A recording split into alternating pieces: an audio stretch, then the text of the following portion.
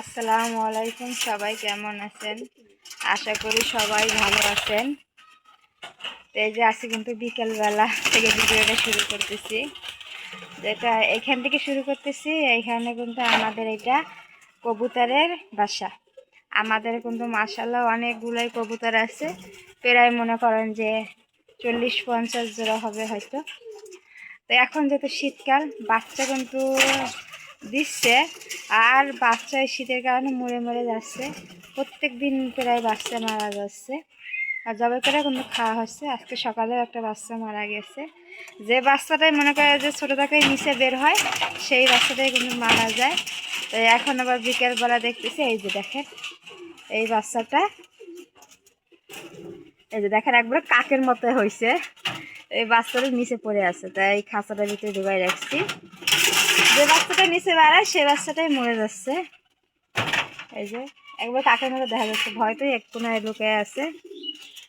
ভাবতেছি যে কি রান্না করো, কি রান্না করো। রান্না করার মতো ঘরে কিছু নেই। আজকে হাটের দিন, হাটে গেছে, বাজার করে আসবে। তো ভাবলাম বাজার করে আসতে আসতে কয়টা বাজবে তার ঠিক নেই, সন্ধ্যা হতে পারে। তা রান্না তো করা লাগবে, হাটের বসে থাকলে তো আর হবে না। তা ঘরে মনে করেন যে সব মুরগি আসিল, মুরগি এবার শীতে সবার মুরগি এরকম মারা গেছে। তো যারা যারা জবাই করতে পারছে তারা তো ভালো। আমারও মুরগি, আমি অনেকগুলো মুরগি জবাই করে খাওয়া হয়েছে। একটা ফ্রিজে ছোট একটা মুরগির বাচ্চা ছিল, বাইর করলাম। ভাবতেছি এই মুরগির বাচ্চাটা রান্না করি, 2টা আলু দিয়ে, তারপর রান্না করব।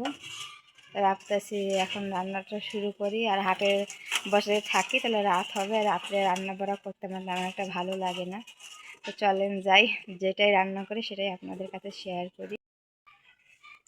এই তো আমার মুরগির বাচ্চাটা ফ্রিজে ছিল, মানে জবাই করে কাইটে ফ্রিজে রেখে দিয়েছিলাম।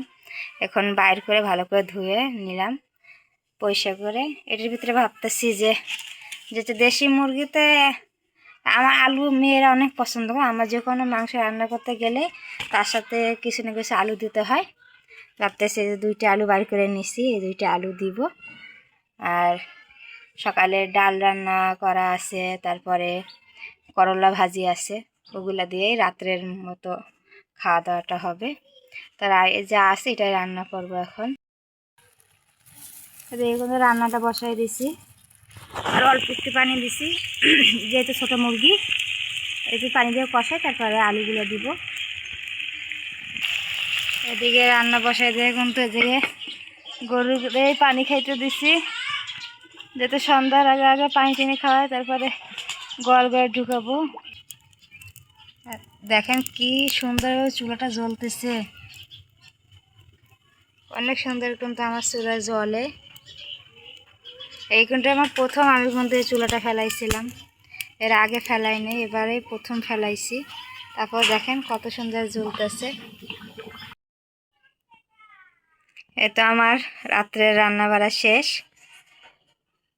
আজকে ভাবতেছি কি করো মনে করেন সকালবেলা ডাল রান্না করছিলাম, করলা ভাজি, আর এখন খালি আমার জন্য অল্প একটু আলু ভর্তা করছি, কেন আমি আলু মানে দেশি মুরগি খাই না। আর এই যে আমার মুরগির মাংস রান্না, এগুলা মেয়ের বাবা ওরাই খাবে, আর আমি এই আলু ভর্তা হইলেই হবে। সাথে ভাজি আছে, ডাল আছে।